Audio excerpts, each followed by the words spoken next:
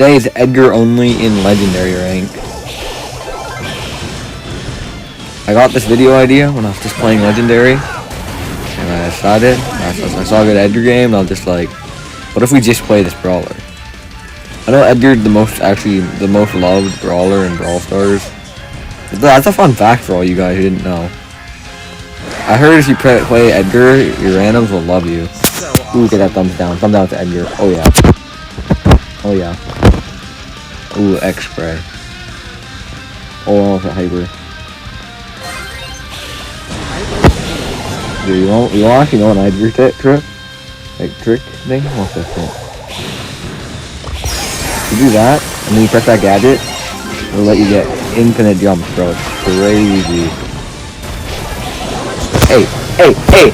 For an Edgar game, that was pretty cooked. I'm just saying. Once you guys play Edgar to that high level of skill. If we get star player with Edgar, I'm screenshotting this shit in Legendary. Hell fucking no. Boring. Ooh, thumbs down, Edgar. For real? Should I be using supercharged gear? Should I buy that shit? Hey, it's 150 gems if I buy it for technically. So if anyone wants to donate me money, I'll spend it on Edgar. I low-key think you cannot donate me money currently, so like my point is moot. Anyway, I just absolutely got an insane value Edgar Super. Almost as good as all my Edgar randoms yet.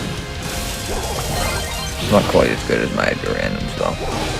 Okay, watch this. Okay, surely someone goes down there. Yeah, I get crazy value on that Edgar though. My Edgar round goes crazy, I'm not gonna lie. Okay, I think we do go down this round. It's all good. We have Hypercock up next round. Jump in the piano, by the way. Ooh, wait, hold on. Rock clutch. No, don't go for it. No, don't go for it. Don't go for it. Yeah, no, it's not worth it. It's not worth it. It's not worth it, bro. Don't feed them super, bro. You guys just walked in the storm. Ooh, thumbs down, Edgar. Yo, next time I might run shield. I'm not gonna lie. 3,000 extra HP would actually collapse.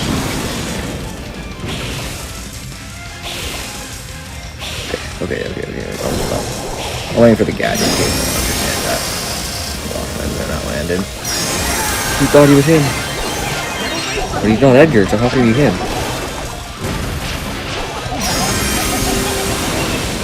Oh my gosh, Edgar I'm doing.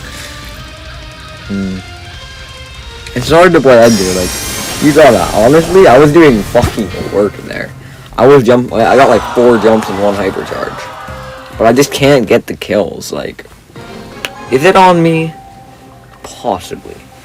But like, still, bro, what the hell? Well, let me get that thumbs down. Can't believe I have to do this. For real? Yo, hear me out. If anyone donates me $2, what the hell? I can play there. That was a pretty awesome play by the enemy team.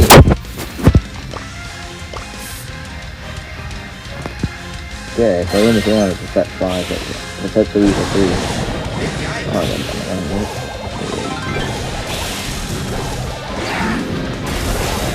you got it.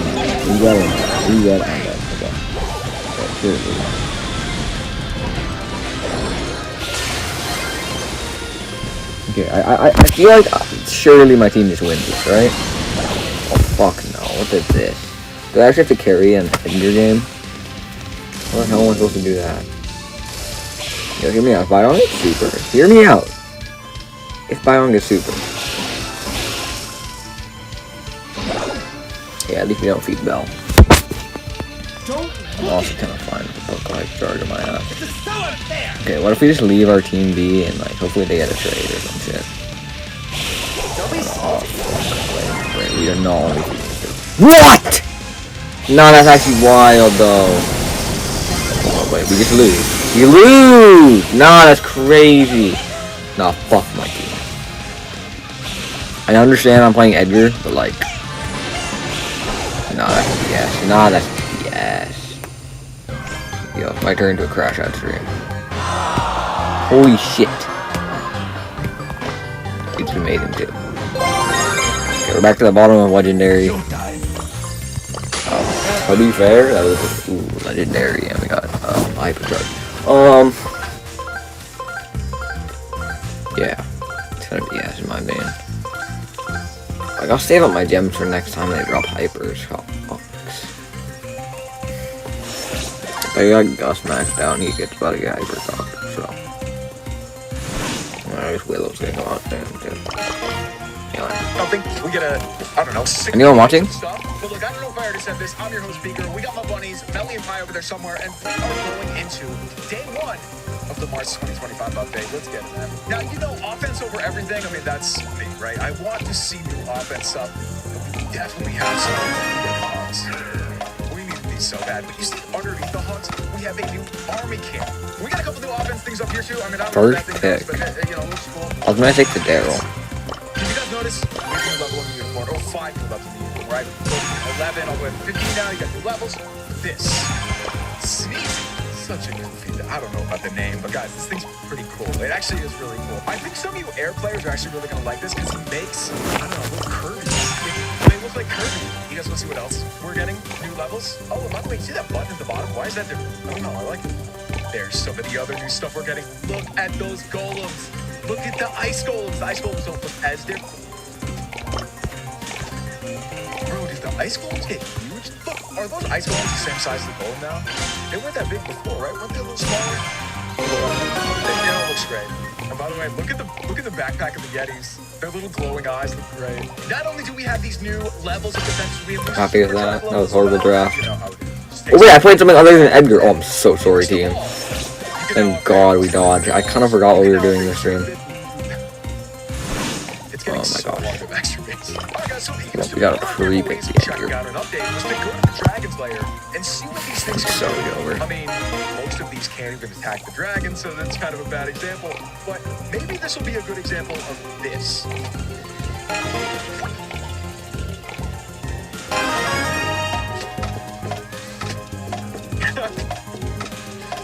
Okay. Sneezy, how you doing? How you holding up? These things look so cool. Yeah, we're in the dev build, so everything's new, obviously. So those things do look cuter than Sneezy herself. You know what I mean? Like, the pet itself isn't as cool to me as these little demon things. They're kind of adorable in their own creepy way. Great. One of my favorite things, though, is these things. They look great, and so do the ice golems. The ice golems seem bigger to me. That could be wrong. I don't know. Hey, man, let's see those hogs.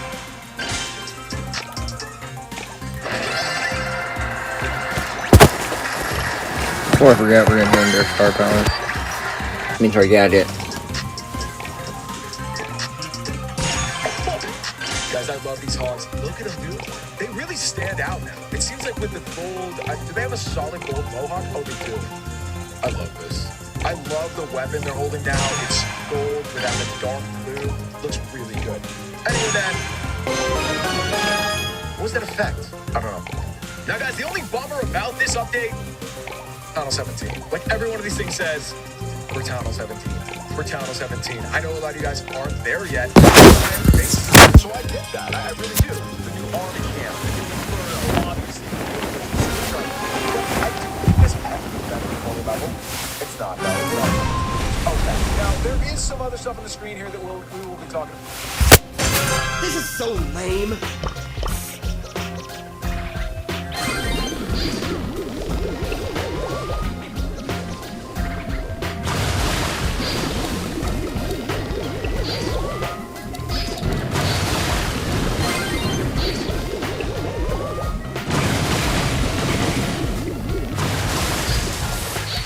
Don't touch the star.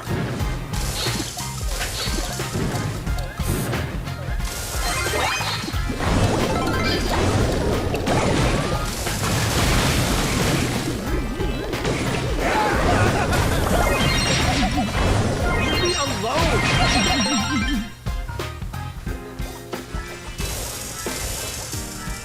Oh, come on, let me show you how it's done.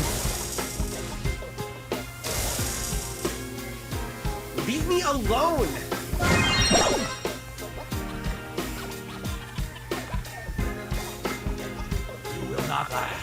You will not cry. You will learn. And I will teach you.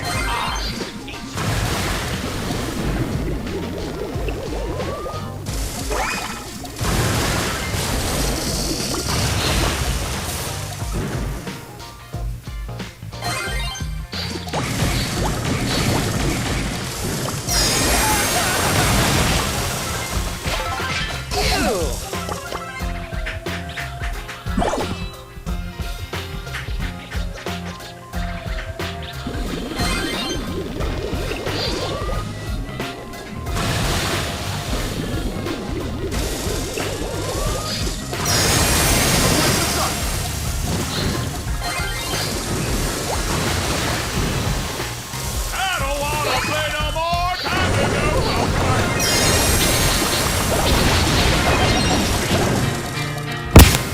About probably. Whoa, get that so retarded. We could just get a new level Ow. of bat spell. I haven't seen bats around a lot lately, so maybe this is why. Maybe this is a good thing. Small increase in stats, but it's an increase. That's something.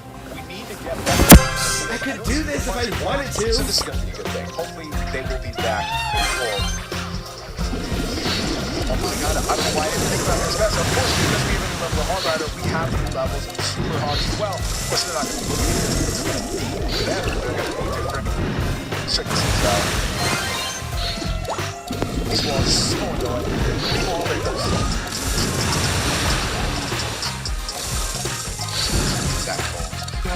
That's the best looking goal in a long time. Like, look at how well it matches. Oh, come on, let me show you how it's done. Alright, let's get some of these down. Let's get this ice ball as well. Ice ball doesn't look that different, but what do you expect, right? It's always going to look pretty similar. Still in the Yeti. I thought the Yeti would have more of like a dark color. It's so similar as to what it's always looked like. But now, check out these bats, man. Let's go. I don't wanna play no more. Time to go home. Find the door. Yeah, of course, but what? It's like in Oh, I'm on stream for a sec. Actually, I'm looking at stream, but this is a lobby for a sec. Surely, no, that's actually. Oh, come on, let me show you how it's done.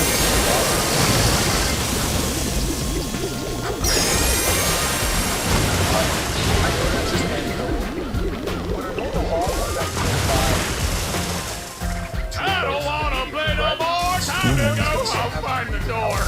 I can see the Super Hog really excelling now. I'm coming. Level. Mostly it's going to be about the damage, but I can see Super Hogs really better now. Because you are going to get even more help. They already have good help to begin with. I don't wanna play no more. Time to go home. Find the door.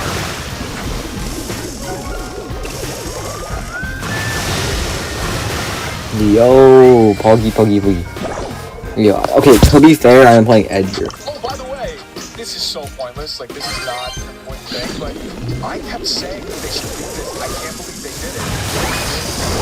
Now we do this by doing this. You don't need them to remove stuff. It's very weird though, because why don't they have a tool? They have nothing. They just clap. See? Is that on me though? Is that on me though? I guarantee you there's some boomsy over here. And we took that out legendary. Alright, I'm gonna pause stream for a sec. I mean, it's still streaming. I'm gonna be on for a sec. You guys get to look at my.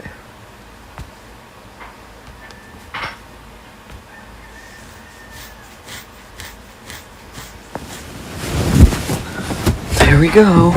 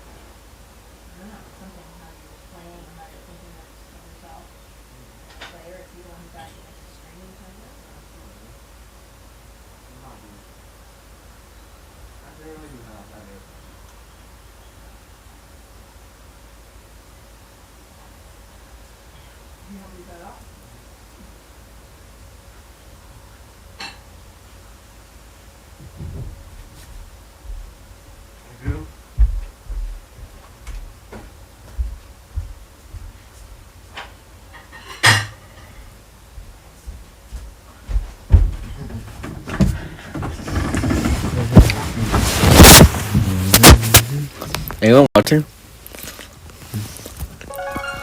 I think it's those.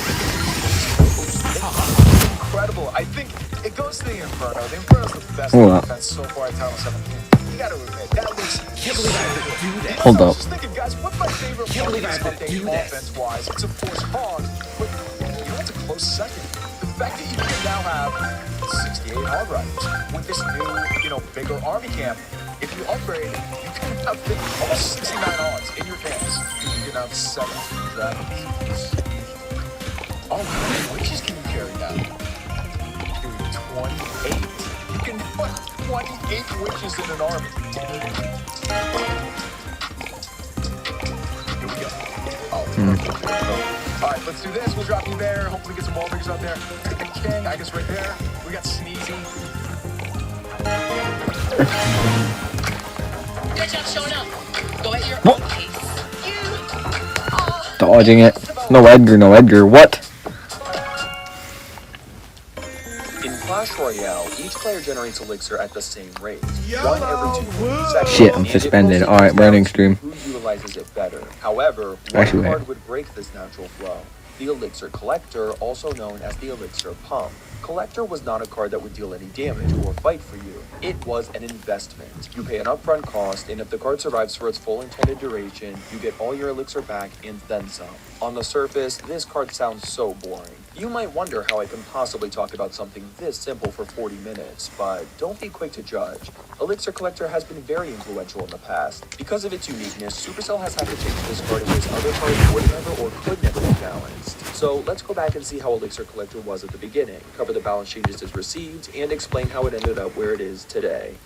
Elixir Collector is an OG 42 card, so it's been in Clash Royale since the very beginning. This building was actually originally from Clash of Clans. In that game, it generates elixir in your home village to use for training troops before battles and certain upgrades, but it was never used to attack villages or act as any sort of defense. They were usually something you wanted to protect to prevent raiders from taking your unclaimed elixir, or just use as a distraction. So it being involved in live battles like this was kind of weird. Pump was a 5 elixir card with a lifetime of 70 seconds, generating elixir every 9.95 seconds. If damage was dealt to the pump, however, that would affect its lifetimer, and as a result, it would generate a total of elixir. Alone, it would generate a total of 6, which is 1 more than what it cost. But hold on, if the pump is generating an elixir every 9.95 seconds and the lifetimer is 70, shouldn't it generate 7 elixir, not 6? The answer to that is yes, it was intended to generate 7 elixir. So why didn't it? Well, that was because of its deploy time. Most cards have a deploy time of 1 second, and Collector was no exception. But the problem was that the lifetimer started ticking down instantly from the second it was placed before the deploy time was finished. But the elixir generation didn't start until it was fully deployed. So effectively, there was only 69 seconds of elixir generation, which is just under the amount of needed to generate a nice drop. This may be one the deploy time is nice and other. Not locked in. It gives you a little bit of reaction time in the cap, but the pump doesn't move or deal damage. There's nothing to prepare for. It's a completely passive building. I suppose it was just for consistency reasons, but right off the bat, it was just causing unnecessary problems. That 1 elixir would have made a world of difference. According to the first top ladder snapshot available, Pump was being used in 6% of top ladder decks, which was way below average for the time, but far from being the least popular card. It's important to understand the Pump's other advantages before getting too deep into its journey. On the surface, the advantage is obviously getting more elixir than you put into it. But another advantage was the fact that you were putting elixir away for later that you didn't need at the moment. Okay. Remember, you were getting that elixir in addition to the elixir naturally filling your bar, so you were getting more elixir in a shorter time frame. This allowed you to stack more troops together, which could really help you push. Without Pump, you might just end up wasting troops on what you could have invested into an elixir collector, and then later when you want to build a massive push, you can't place all the troops you wanted to because of how slow the bar builds naturally. Having that bank was a nice tool. Now, obviously, you were going to be down on elixir immediately when placing the collector. That's why you usually want to wait until you were up at least 1 or 2 elixir to play it. Then, for whatever they rushed you with, you could counter it for a little less because you could utilize your Princess Towers for assistance. This also explains why Pump was so good to have in your starting team. In Clash Royale, you usually never want to make the first move. When you play first, you're essentially winging it because you have no idea what your opponent is playing, and then they'll play their best counter, which will give them a chance to leg up over you. The Elixir Collector, however, forced the opponent to play into you first, so it was one of the, if not the best opening play in Clash Royale. It was so great that it made Elixir Collector almost feel like a luck-based card. Having it in your starting hands could make a huge difference in the overall game, and there was always a 50% chance it would appear in your starting hands, since the shuffle was always random. Ideally, it's always made sense to keep your Elixir Collector behind your towers, safe out of harm's way, because if they get damaged, they give you less Elixir, as we already discussed. But in the early days, it was actually very common for Pump to be played in the center of the player's base.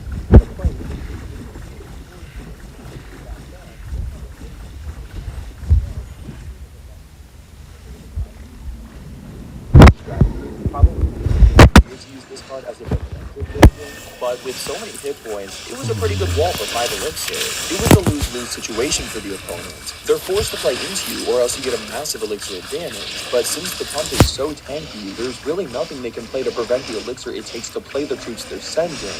This eliminated the Pump's biggest weakness, which was being vulnerable right after playing it, since if you placed it right, the troops would be pulled to the Pump from either side. It was sort of like using a mortar on defense. Doesn't really do much attacking, but just the fact it had so much health versus cost that its solitary distraction while the Princess Towers dealt with everything. Even spells were not effective against Pump. It could survive a rocket and lightning, cards that were more expensive than the Pump itself, and still generate some elixir. So even though this card was severely underused in competitive play during the game's first month, I don't think that made it a bad card. It was kind of underrated, and I don't think most people were comfortable placing it in the center yet. Looking at pretty much all Pump gameplay I could find from January 2016, I never saw a single instance of anyone placing it in the center. Remember back then, people were still learning the game, so some cards' potentials just weren't being realized yet. Everything's better when it's free, including filing your taxes. But who actually qualifies for free filing? On February 2nd, 2016, Supercell would rectify their oversight. The Pump wasn't performing well, and there was a mistake keeping it from how it was intended to be. To fix this issue, they decreased the time it took for the Pump to generate elixir from 9.95 seconds to 9.8 seconds. So now the card functions as intended. There's no denying it was a key stuff, and it definitely garnered players' interest. Within only a few weeks, Pump's top ladder rates had skyrocketed. According to the data from this time, the most popular pairings with Elixir Pump were Baby Dragon and Mirror. I don't think there was any direct synergy with Baby Dragon. That card was just one of the most popular cards at the moment. But Mirror was an interesting one. Watching some older gameplay from this time, Mirror and Pump did appear to be a frequent. I just kept clicking those little eyes. Anyone have like chat? Anyone want to talk to me? Hold on, I got to turn off my other videos. I want to focus on talking to you guys. Anyone want chat? Oh, what the fuck? Why am I in this area? I'm not gonna lie, that's kind of an L move by me. Anyway.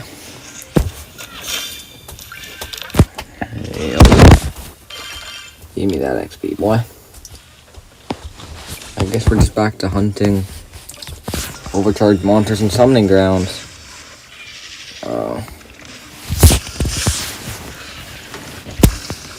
Tell me if anyone's there, and we'll start yapping more.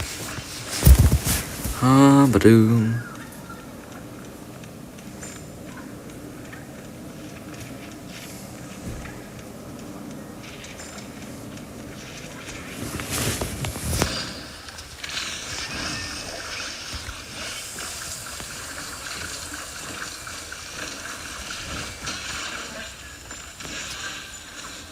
How boss? Nice.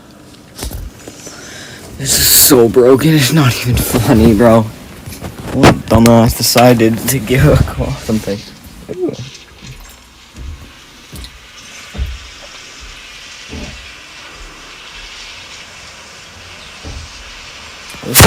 Mom's getting here.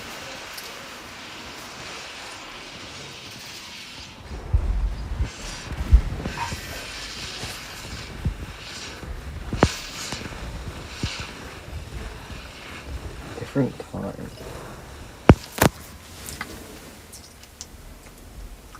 After a chronic.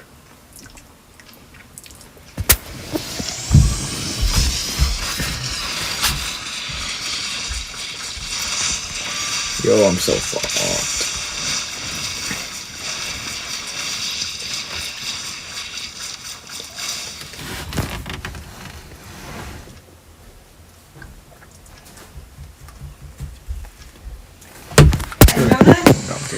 You gotta start rounding up whatever you want to take to cover, okay? Yeah. Pretty. Oh my lord, that's some value I have right there.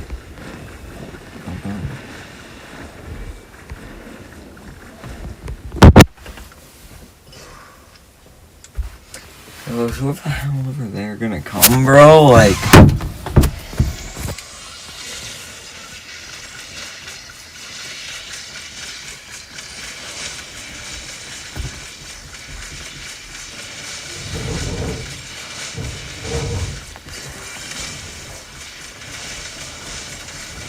Some stabby build.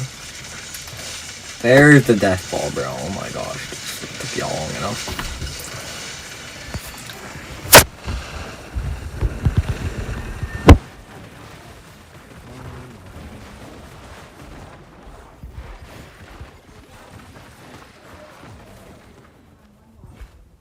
No, I'm streaming, bro. Before Papa comes and gets you, okay? I'm streaming. Before he comes. And get it down for 700 megabytes, not bad. Anyway, we're hopping off. Only, what, 9 more, as it said? Yeah, 9 more. I guess we'll follow the group for the most part.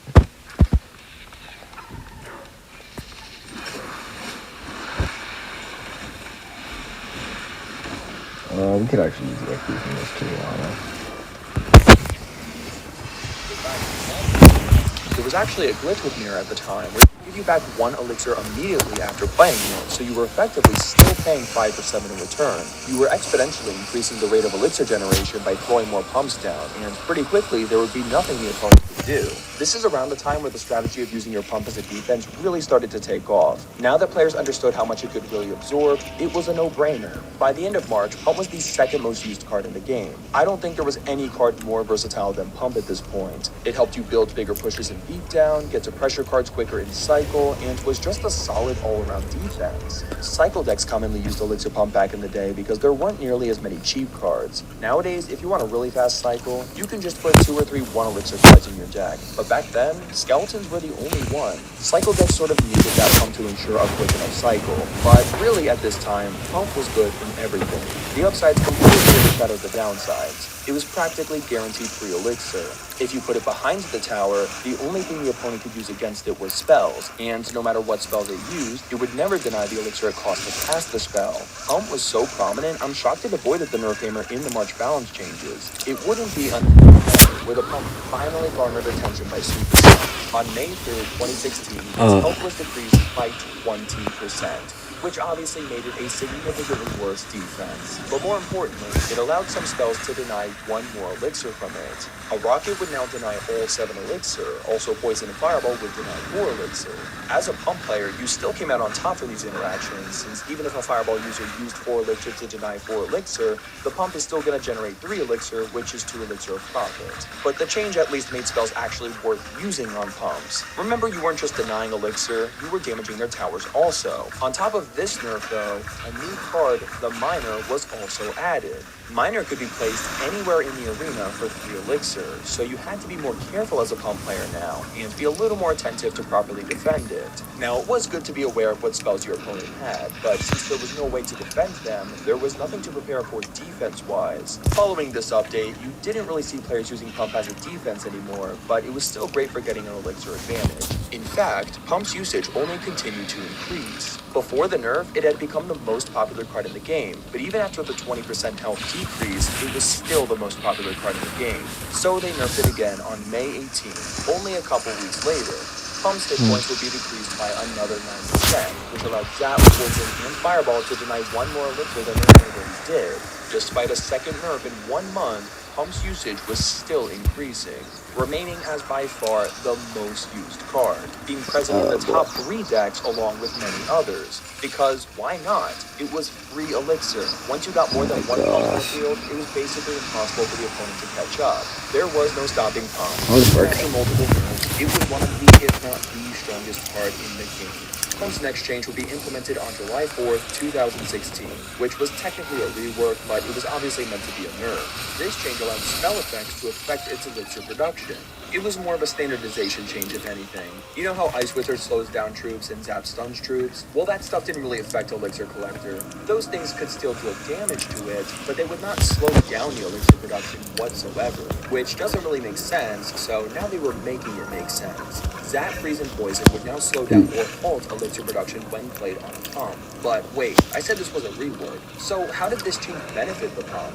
Well, the one plus that came from this change was now the Rage spell increased the elixir production speed, which again is technically a buff, but effectively didn't make even a slight difference. First of all, Rage was one of the, if not the worst card in the entire game, so just by using it, you were putting yourself at a disadvantage.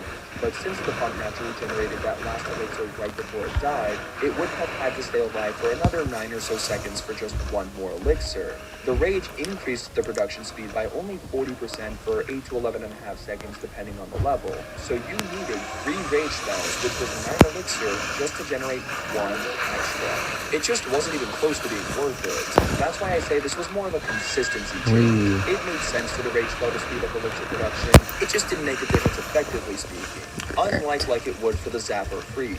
But what I think really affected Pump in this change was the Poison.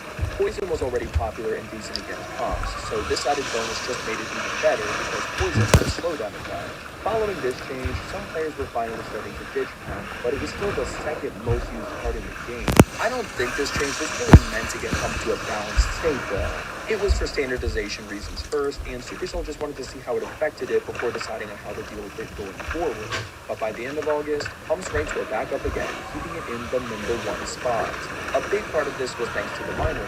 The Miner's deploy time was increased by a quarter of a second, giving more reaction time to defend it. The rise of guards due to the Poison meta also helps to minimize the Miner's threat against Pump. By September, guards were the most popular troop in the game, as many other swarms were useless due to the Poison's prominence. This month was Elixir Pump's peak, possibly ever. Even if it wasn't the best it's been stat-wise, the environment was the best suited for Pump it's ever been. It appeared in the top 7 most used decks in Top Ladder, despite them all being vastly different archetypes. Despite being the most used card, there weren't many calls to nerf it. Having the Pump in every deck was the norm, and players were okay with that. Plus, it felt like the arena was built for this card. Like, why else have all this empty space behind your towers? But I think it also didn't get a lot of complaints because you don't really notice it. It just sits in the back of the arena, in the shadows, discreetly generating little bits of elixir here and there. What you do notice is the giant pushes that are allowed from it existing in the back there. Pump was supporting things like P.E.K.K.A Double Prince and Giant Poison. But when you see those things, you don't think of Pump as being the problem. You think P.E.K.K.A, Prince, Dark Prince, Giant, or Poison is the problem.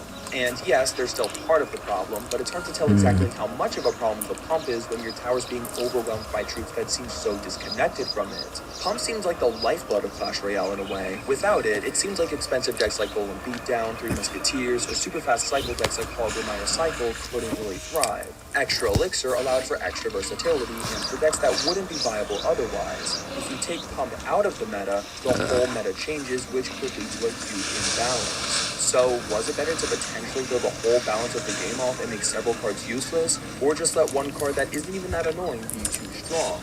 pump being Let's everywhere keep was so doing this. normalized, it seemed a little scary imagining Clash Royale without it. Of course, looking back retrospectively, we know the entire foundation of Clash Royale didn't rely upon this one card.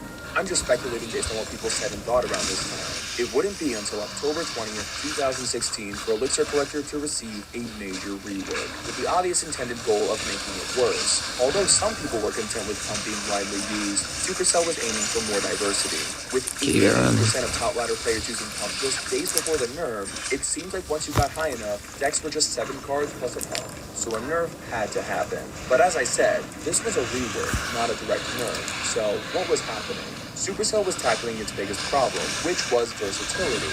In most cases, when a card is too strong, it leads to said card boosting an archetype far above the others, but that wasn't the case with Pump, which is probably why it was able to get this far without being nerfed into the ground. But supporting all archetypes does not excuse this much usage. So to make it less versatile, its cost was increased to 6, so that you could only hold a maximum of 4 directly after placing it instead of 5, which definitely made a difference. To compensate for such a drastic nerf, its lifetime was increased by 10 seconds so that it could produce 1 additional elixir. So you were still getting a net gain of 2, you were just a little more vulnerable in the beginning, and it took a little longer to get all that elixir. The increased cost with the net gain at 2 meant the profit was lowered by about 7%.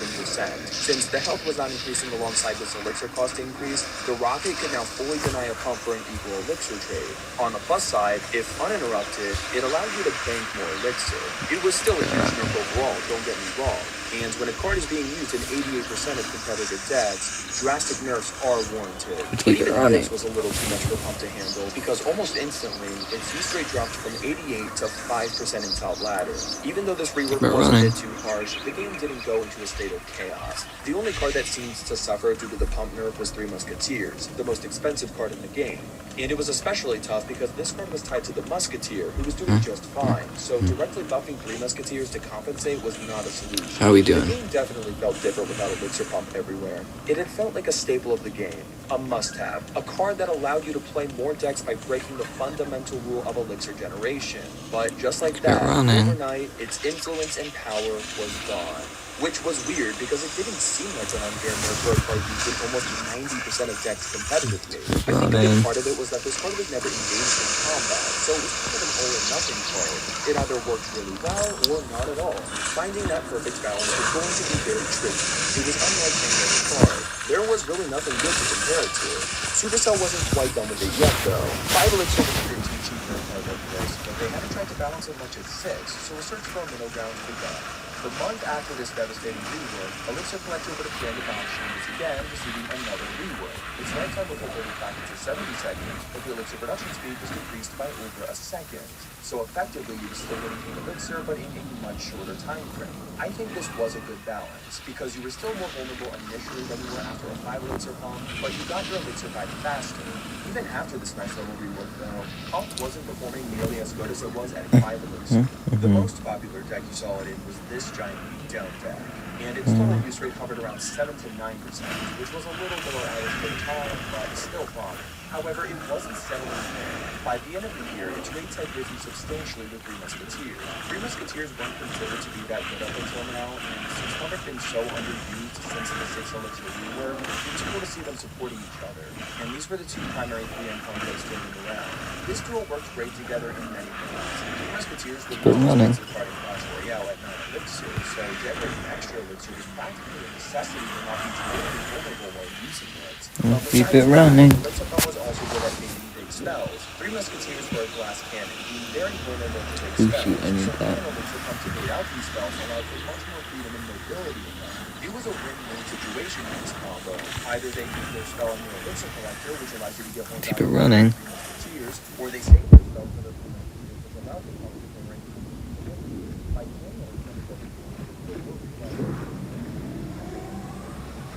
started seeing combos.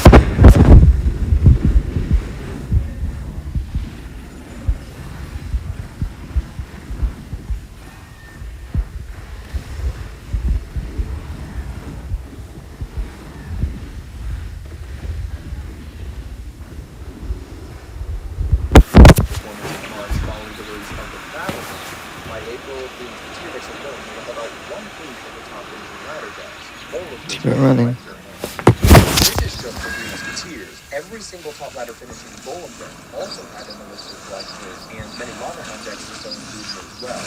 In total, Yes, it look. was about 1/3 of the top finishing decks to be able to get in the season. It was definitely one of the best cards in the game. It wasn't thrown in any deck like it was in early 2016, but it was practically a must-have for any expensive deck, which makes 6 so much more. the role it should fill, but you could argue it's not good for an entire deck archetype to rely on a single card. Hum would hold steady in around 1/3 of decks for a few months, but things would change in August. Rocket cycling was becoming a much more popular strategy by this time. As you saw rise in Rocket, you saw a decline in collector usage, which makes sense because beating a Rocket user with a pump was not easy. Battle Ram also received a major nerf in August, which decreased Three Musketeers' popularity. However, Three Musketeer users were able to adapt to all these developments for reasons I already discussed, but Heavy Beatdown users were not able to adapt so well. Even with everything though, Pump's rates were holding steady. Overall, 2017 was a great year for Pump, but it had been maintaining above average rates throughout all of it, and especially with some of the recent updates, it's understandable why Supercell in December 2017 decided to give it a nerf.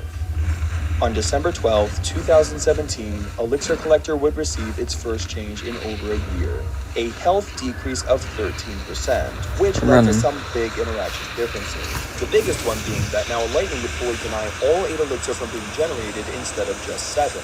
This was huge because unlike Rocket, Lightning had a massive radius, so placing it in the center was no longer viable from preventing the opponent from taking out the pump for an equal Elixir trade and getting a ton of Crown Tower damage. Also, Poison and Fireball would deny 6 Elixir instead of 5. So basically, if the opponent had any one of these 4 spells, good luck getting any value out of your pump. This was a brutal nerf, because at least against these 3 spells before, you could get a little bit of an Elixir advantage, even if you were taking a bunch of Crown Tower damage. But that was gone now. This was a huge nerf, but I don't necessarily disagree with it. Even though almost every deck was going to have a big spell, that didn't mean it was an automatic loss for the pump user. You could still build your deck around baiting out big spells, or be smart and only play your pump when you knew your opponent was low on Elixir. They didn't give an explanation for this balance change, but I can assume their reasoning was that they wanted to make people think a little more when playing this card and offer a little more counterplay for such a prevalent building. Also, I should note that all direct damage spells were receiving Crown Tower damage nerfs in the same set of balance changes, so part of this change could have been preemptive because they knew spell cycling was going to become a less effective strategy, and if there were less rockets in the arena, that might have led to another pump upsurge. It was unclear how much this change would affect pump. Some players thought it was over the top. Checking the rates at the end of the December season, it was clear the pump still had some utility, as it appeared in about 10% of the finishing decks, which is about average. Despite being way more vulnerable, some Three Musketeer and Golem players still found some value in it. Its use rate eventually settled to around 15%, so despite this harsh nerf, it was still doing alright. It did dwindle a bit in the coming months, but it still played a key part in the overall game. The card itself had exceptionally high rates doesn't mean it didn't cause an unhealthy metagame. Golem Beatdown and Three Musketeer decks were thriving throughout 2018, and the most popular variants almost always had an Elixir Collector in it, which allowed them to thrive. Although not statistically broken, it was starting to become very polarizing, which led to Supercell eventually nerfing it in an unprecedented way. On December 5th, 2018, the game season update was made it impossible for the Elixir Collector to appear in the starting team. We already kind of talked about this. How Elixir Collector First Play was really the only first smart play in Clash Royale because it forced the opponent to play into you or let you get a big Elixir advantage. Having the Elixir Collector in your starting team was a difference and having this factor decided by RNG is very anti-Clash Royale. This game has very few RNG mechanics, and they're typically very small and unnoticeable. Seriously, people took this. Having something like this was a big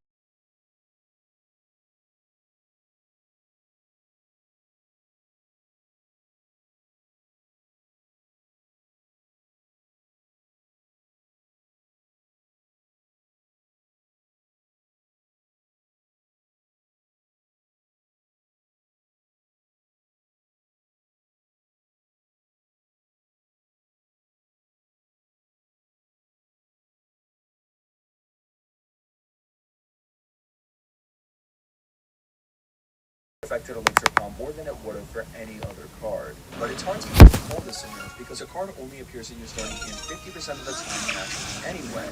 You're really just decreasing the randomness of it. And there was still some RNG that could appear anywhere from your 5th to your 8th card. If it was the 5th card in your cycle, you could play a cheap card in your starting hand for your own frame that the opponent might not even respond to and then player pump immediately. But if it's Aid, then it's going to be a lot tougher to cycle to it. Many players believed the change went too far, but I personally think that if you can only win with a card of its default starting hand, and the starting hand is completely determined by RNG, then that's not a healthy position for a card to be in. Many players saw how devastating this was for the card, but this actually wasn't where the pump died. It was performing just fine in January 2019, remaining prevalent in several popular Three Musketeer decks. But it wouldn't be long after this until everything came crashing down. In February 2019, Three Musketeers were heavily nerfed. They were no longer competitively viable and would never reach the level they were at before this nerf. So, unsurprisingly, Pump had a huge fall after that change went live. With 3M out of the way, you only saw it in a few specific heavy decks. For the most part, it appears like there was a lot. The race seems to be over for a little while, but there would be another recent development to see now that was where Pump can be more. With the abilities of the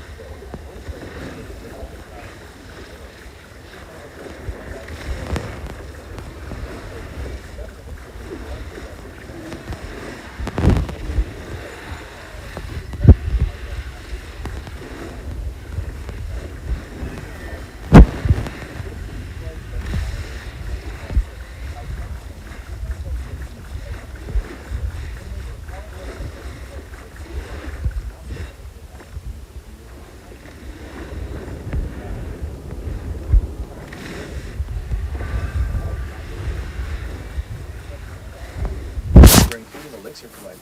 The rates barely changed at all throughout this sending a clear message that even Three Musketeers couldn't save the pump now. Even during a period that should have heavily favored this card, it couldn't exceed a 2% usage rate. Overall, 2020 was a terrible year for the Elixir Collector, but despite its consistent terrible performance, Supercell wasn't giving it any attention, and things weren't going to get better anytime soon. There's not really much to say for 2021, because for the third full year in a row, Pump received absolutely no balance changes. It didn't appear in any popular decks, and its usage rate hovered between 1 and 2% the entire year. Clearly, this card was going to need some direct attention to be able to thrive again. It was a little tricky though, because there weren't as many stats to change for a card like this. But just when it seemed like it was completely forgotten about, Supercell did something very unexpected. On April 4th, 2022, Elixir Collector would receive the first balance change it's received in over 3 years, which would be a pretty big rework. Its Elixir production speed was increased by half a second, and its lifetime was decreased by 5 seconds, meaning now it would only generate 7 Elixir instead of 8 during its lifetime. But this would be compensated by the fact that now it would produce 1 Elixir when it died, so when left alone, it would still generate a total of 8. This was a huge deal. A guaranteed Elixir without a health decrease meant all spells denied 1 less Elixir than before. No longer could a Rocket or Lightning deny all 8 Elixir for an equal trade. This was especially huge with Rocket, because you could freely play your pump in the middle of your towers, and every time the opponent rocketed, you came out on top 1 Elixir, and your Princess Towers took no damage. Spells would still be worth using on Pump, because it denied what it cost to cast plus 1 Elixir of Profit while dealing lots of damage to towers. If Pump was left completely alone now, it would be slightly worse than a Pump that was left alone before due to the slower production. But that didn't really matter, since you would pretty much always use a big spell if you saw a Pump in the arena anyway. So how much did this rework really help?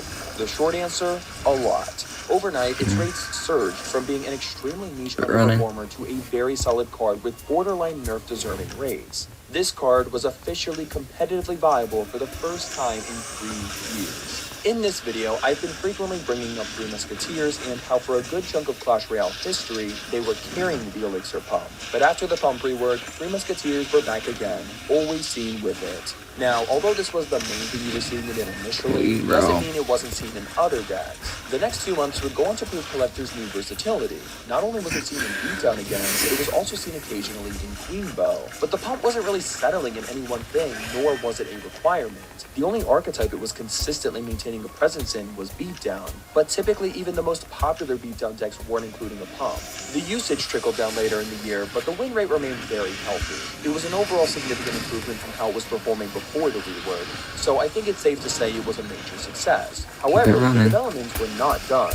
In October 2022, the Phoenix was added, and this card was very influential upon release. Within a day of its addition, Pump was up to being used in 1/5 of the competitive decks, a lot of which were Electro Giant, Golem, or Elixir Golem beatdown decks. This period didn't last long. Phoenix was toned down quickly, and Elixir Collector went down with it. This Golem Phoenix deck remained popular going into 2023, and was the Elixir Collector's most popular deck for months. This shifted a few months later following the introduction of Evolutions. Evolved Barbarians specifically were helping Golem with Pump to thrive. This Elixir Golem deck was trending in August and September 2023, helping to boost Elixir Collector's usage even more. In November 2023, the Little Prince was added, and Pump adapted nicely into a few different archetypes along with that. This period of the game is when the game's meta really started spiraling into chaos. Evolutions and Little Prince were both so much stronger than the rest of the cards, and it created this major unbalance. The game was pretty much devolving into spamming Evolutions or the Little Prince as much as you could and let them do the work, since they gave way more value than they should have. Obviously, heavy beatdown decks are not meant for cycling quickly, but players were forced to adapt, so Elixir Collector was useful in allowing for a quicker cycle without needing to fill the deck with cheap cards. Sort of how it was used in early cycle decks before a lot of the 1 to 2 Elixir cards were added. Like, when Phoenix was prevalent, Pump had a surge in usage partially because Phoenix was so overpowered that you just wanted to cycle to it as fast as you could. This is a complicated era of the game to cover just because there was so much going on. Supercell was playing whack-a-mole with the Evolutions, meaning they kept nerfing the most popular ones, and then other ones would rise in popularity to take their place. But with each wave of nerfs, the average power level of an Evolution versus a normal card got closer, meaning cycling to them became less rewarding, negating the need for a Pump. Despite the diminishing power gap, Evolutions were still inherently much stronger than normal cards, thus Pump continued to see a healthy amount of play. But the developments didn't stop here. 2024 so far has been a very eventful year for this card. The year started off fairly normal. It worked its way into a few new beatdown decks, but come April 2024, everything would change. This was thanks to a new tower troop, the Dagger Duchess. The Dagger Duchess was a game changer, firing 8 attacks in rapid succession before needing to cool down. This tower troop was the deck's tactically relevant for dominating. Not even exaggerating. This was probably the best.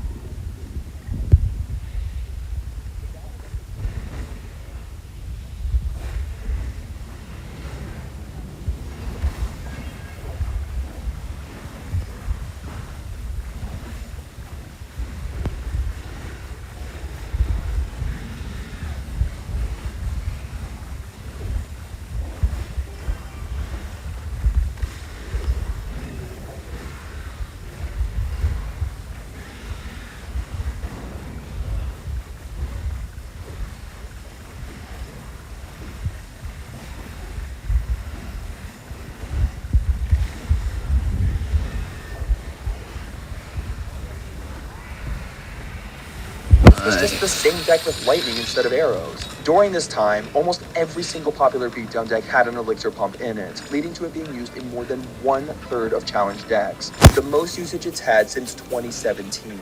It was the most popular non-evolution, non-champion card in the game.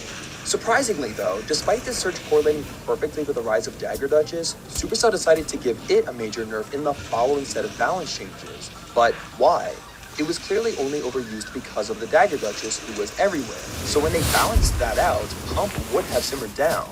If you look at the race just a few days before the Duchess's introduction, you can see they were only slightly above average, nothing they hadn't been for a few years by this point. There have been plenty of cards in the past that have had surging rates for a single month because of another broken card that hadn't been nerfed. So why target the Pump here? Supercell claims that because the Dagger Duchess was a synergistic tower troop to Pump decks, Pump had to be balanced in accordance. It did have slightly above average rates just before the Duchess was introduced, so this could have pushed it over the edge, but those above average rates weren't consistent.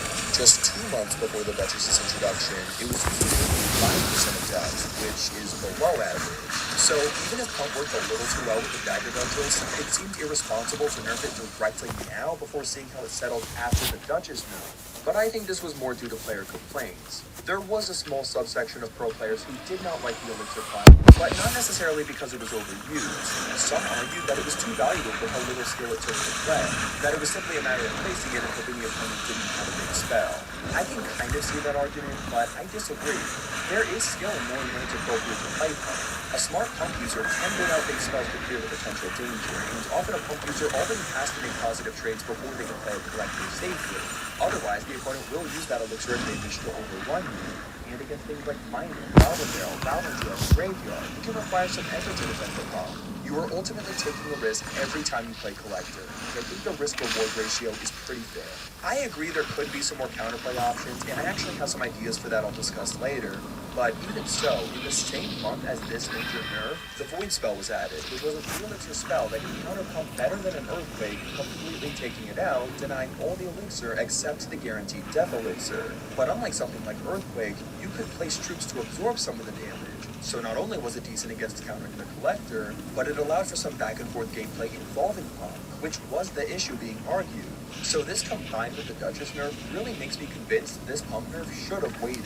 But nonetheless, it was coming, and this would be the final balance change to date. Its production speed was increased from 9 all the way to 12 seconds, and to ensure it still generated 8 elixir, its lifetime was increased by 21 seconds. So now it would take way longer to see any benefit from the Collector. I think this nerf was way over the top. 85 seconds is about half the length of a standard Clash Royale match, and since this card cannot appear in your starting hand, you'll be lucky to see the full value of even one Collector before sudden death. Unsurprisingly, the rates plummeted after this. Dagger Duchess was still pretty good, so you saw pump use occasionally with it, but it was clear that this card was not going to have any presence in the meta whatsoever in the long run without additional attention. Now, I know this is going to be hard to believe, but despite the pump getting no more balance changes since this devastating nerf, we have yet to cover its peak of 2024. And no, it has not received an evolution.